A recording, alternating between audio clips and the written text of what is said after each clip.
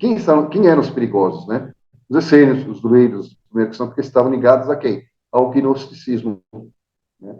Que traz exatamente o que? O aspecto luz, né? Você crescer. É o conhecimento, através do conhecimento, você chega até a luz. Se você é um gnóstico, você é um herético. Se você é herético, você tem que ser exterminado. Então, todos que tinham conhecimento do gnosticismo, conheciam alguma coisa da linhagem de Maria Madalena ou do Grau, foram exterminados. Os paulicianos, bogomílios, os cátaros, que a gente vai ver já já, tá? E os templários. Todos eram guardiões do Grau, tá? Do conhecimento da linhagem desse Posini. Queima todo mundo. Uma heresia, né? Essas heresias, elas eram caminhando, né? Que aqui sempre teve as caravanas, né, comerciais, então acabam trocando muita informação. Então começa com os paulicianos e vem desenvolvendo até chegar aos cátaros. Tá? Os cátaros valdenses aqui na região da Gália. Aqui ainda é Gália. A França está aqui em cima ainda, né? E os cátaros, quem são? O que os cátaros pregavam, né? Era a religião do amor. Eles se achavam filhos de Maria Madalena, os que herdaram todo o conhecimento de Maria Madalena. Aí eles diziam o quê? Existiam duas realidades opostas, o bem e o mal. Como todas as religiões sempre disseram isso, né? O dia e a noite, o sol, né? O quente e o frio. Mas existiam duas divindades irreconciliáveis, um Deus bom e um Deus mau. Né? E o Deus bom, ele era criador do mundo espiritual. E onde está o criador do mundo espiritual? Tá? Onde está as mensagens de amor? Ela está no Novo Testamento. Tá? O Deus é bom, Jesus é bom, traz uma mensagem de luz.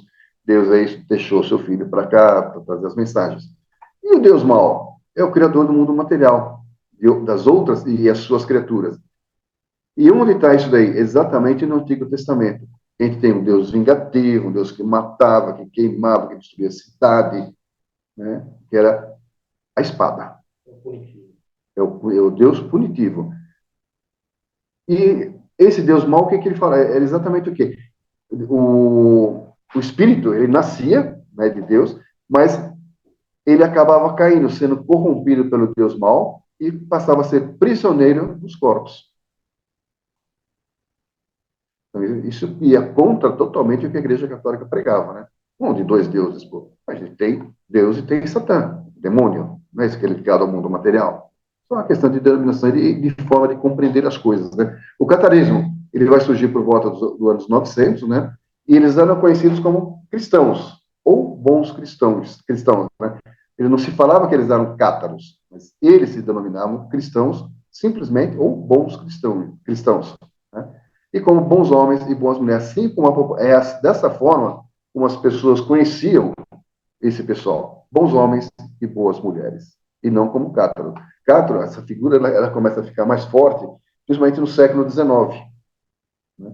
Então, não. Tá?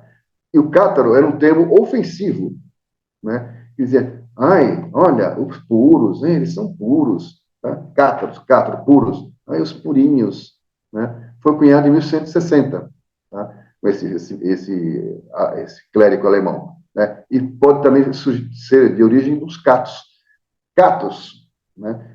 Eles faziam, né, os cátaros, né?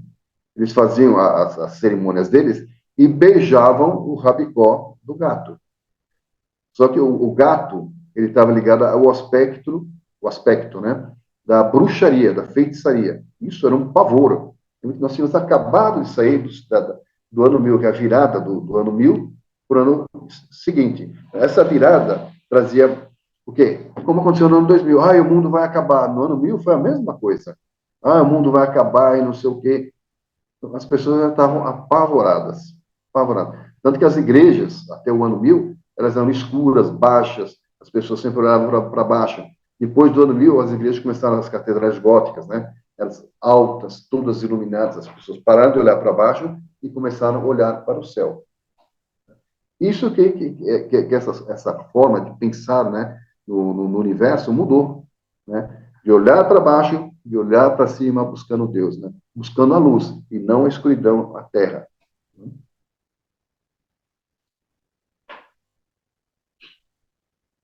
Então, a diferença, né, entre os cátaros, né, eles eram divididos em perfeitos, crentes e simpatizantes. A Igreja Católica era a mesma coisa, tinha a mesma estrutura, né? Só que chamavam de sacerdotes, eles chamavam de perfeitos, né? Os crentes, né? Seriam, para nós hoje, né? Os católicos praticantes e os católicos não praticantes. Né? Simplesmente você simpatiza com aquela religião.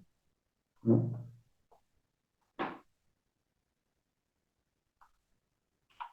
Então, vamos falar dos cátaros, né? Agora, especificamente, fazer uma série de informações. Os cátaros, tá? Principalmente os prefeitos. Então, para você ser um prefeito, você tinha que ser um crente, primeiramente, né? É simpatizante, você gostou, você começa a se tornar um crente, né? Trazer certos comportamentos para você mesmo, tá? E quando você fala, estou pronto, então você fala, você vai abrir mão de uma série de coisas, né?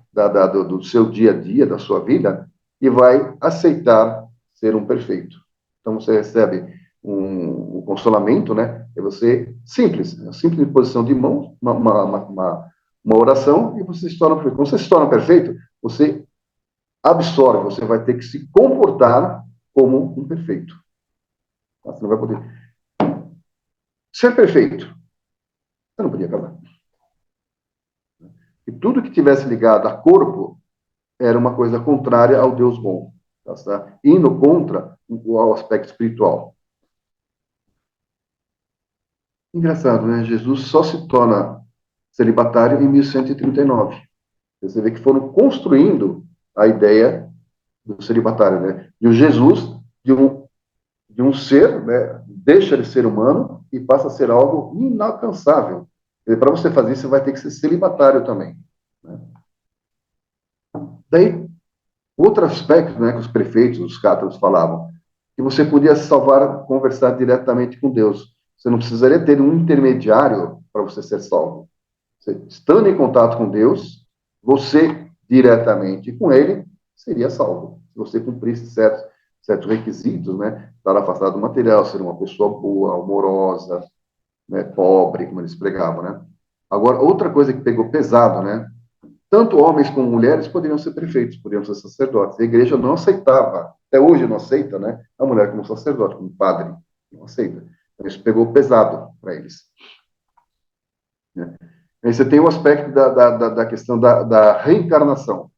Tá? Isso aqui é uma forma de controle absurdo, né? Que se exerce sobre o povo, sobre as pessoas. Né? Os cátaros, você pode retornar quantas vezes for necessária para você se aprimorar. E para a Igreja Católica, isso em 593 foi abolido. Né? Por quê? Temos que controlar. Se você é uma pessoa que pode reencarnar, por que eu vou seguir certas regras? Não, não, você vai ter que seguir minhas regras. Então acaba com a reencarnação. Acaba com essa festa. Daí vem o dízimo. Né? Como eles pregavam a pobreza, né? O dízimo era uma coisa inaceitável. Por quê? Ela gerava riquezas. Gerando riquezas, né? Você entra também no aspecto de corrupção. Então, os cátaros diziam que a igreja era extremamente corrupta, tá ligado à igreja, à opulência, né? Então, o dinheiro trouxe isso, o dízimo trazia isso. Eles não trabalhavam. Então, os cátaros chamavam tá, a igreja uma igreja dos lobos, que eles sempre buscando dinheiro, sempre buscando dinheiro, sempre buscando dinheiro. E chamavam a igreja de corrupta. Né? Por quê? De traidora. E em 325, ela aceitou todo aquilo que Constantino colocou, vamos para frente. Por quê? Questão de poder. Né? E os cátaros, tá? Eles eram os perfeitos, né? Eles eram conhecidos como tecelões. Como eles saíam para pregar nas cidades, tá? E como eles tinham que sobreviver, eles diziam que nós não temos que pegar dinheiro de ninguém, nós temos que gerar o nosso próprio sustento. E eles principalmente eram tecelões, tanto que os cátaros são conhecidos como os tecelões. Né? Então eles iam, chegavam na cidade, trabalhavam e continuavam a pregação. Tá? E isso trazia o quê? O afastamento do mundo material, passado das riquezas, da corrupção. Então nada que fosse do mundo material seria bom para eles. Não comiam carne, eram praticamente vegetarianos, né? Eram vegetarianos. E o que eles pregavam principalmente? A vida em harmonia. Então na Gália, né, conviviam numa boa, judeu, muçulmano, católico, e todas as religiões conviviam de maneira harmônica. Mas não é isso que a gente vê hoje? Divide para conquistar. Foi o que foi feito. Vamos dividir. Joga judeu contra muçulmano, muçulmano contra católico, católico contra não sei quem. Para quê? Para conquistar. Então, Eles eram contra os sacramentos, o único sacramento que os cátaros, né, os perfeitos, era o consolamento, que era a transformação de um crente num perfeito. Né? E usavam também o crente, ele podia passar a vida toda dele vivendo bem, tendo filhos, não sei o quê, e na hora da morte ele recebeu o consolamento. Isso aqui, hoje, na igreja, o que é? O que a igreja transformou? Exatamente na extrema unção. A igreja acabou absorvendo certos comportamentos da igreja. A igreja absorveu o celibato, tá? Em 1545, ela passou a ser obrigatória para os padres. Né? Até então não era obrigatória. A igreja tentou, mas os perfeitos, né, os cátaros, já faziam isso há muito tempo. Quer dizer, praticamente 300 anos antes eles já eram celibatários. Né? E eles pregavam o quê também? O retorno à igreja primitiva, exatamente a mensagem que Maria Madalena trouxe. A mensagem que Jesus pregava, né? Que é o amor, a concórdia, o crescimento, sabe, o respeito pelo outro, tanto a inclusão, né? Tanto homens como mulheres poderiam pregar, é o que a igreja abominava, né? Homens e mulheres iguais, não, de jeito nenhum, não pode. Né? Tá? E sem templos, a suntuosidade das igrejas católicas é coisa que eles abominavam também. Por quê? Uma demonstração de riqueza. Tá? Para você construir uma igreja, você precisava de dinheiro. Para você ser dinheiro, você precisava se corromper. Né? E os locais, né, que os perfeitos pregavam, a igreja falava que era a sinagoga do diabo. Né? Porque sinagoga está ligado, se você está voltando à igreja primitiva, você está voltando aos comportamentos dos judeus, que os judeus pregavam. Jesus era judeu, tal, Maria Madalena era judia, né? Então, eles são judeus, então não pode. Né? Os judeus mataram Jesus, então vamos acabar. Não aceitavam a missa, né? Que você tinha transfiguração, né? A transmutação, né? Da hóstia, né? No corpo de Cristo, isso eles achavam um absurdo, né? Por quê? Porque corpo é matéria. Jesus não podia ser matéria. Então como é que você vai transformar alguma coisa material que é ruim em uma coisa espiritual? Não dá certo, não casa. Né? Então eles não aceitavam a questão da missa. A cruz, para eles, a cruz era um objeto de tortura. Como é que você vai aceitar a cruz como um objeto de adoração? Se é um objeto de dor. Então, não aceitavam isso.